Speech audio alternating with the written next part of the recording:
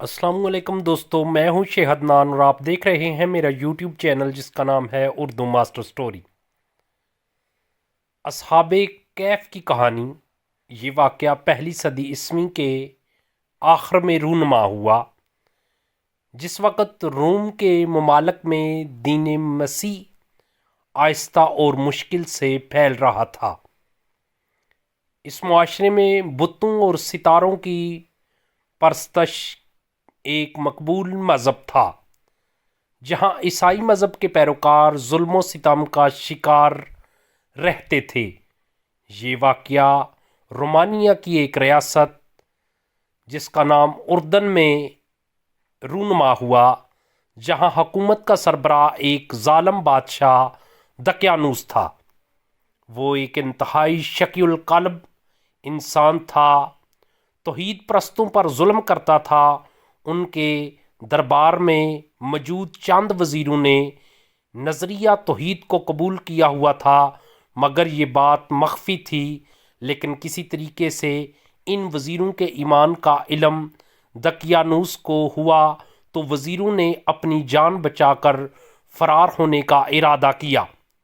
یہ سب اسی شہر کے قریب ایک پہاڑ کے غار میں پناہ لے کر سو گئے۔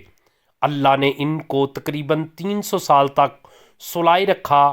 300 سال کے بعد جب ان کو بیدار کیا تو یہ لوگ آپس میں کہنے لگے، ہم ایک دن یا کچھ ایام سوئے ہیں۔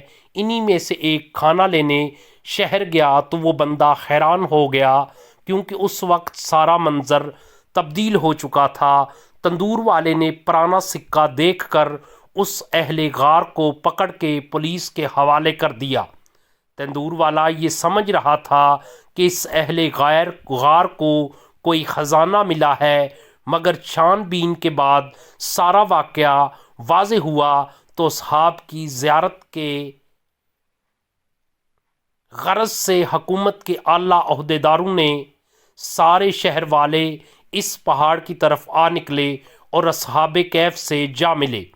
چونکہ اس وقت روم کی حکومت بھی توحید پرست بن چکی تھی اور وہ بھی اسلام لے آئے تھے، ان کے لیے اصحاب کہف کا واقعہ ایک زندہ معجزہ تھا، اور اللہ نے اصحاب کہف کی خواہش پوری کر دی۔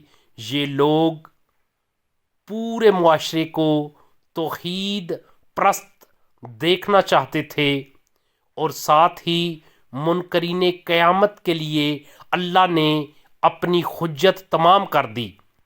اس کے بعد اللہ تعالیٰ نے اصحاب کہف کو پھر سے اسی غار کے اندر سلا دیا، جو کہ ابھی تک سوئے ہوئے ہیں۔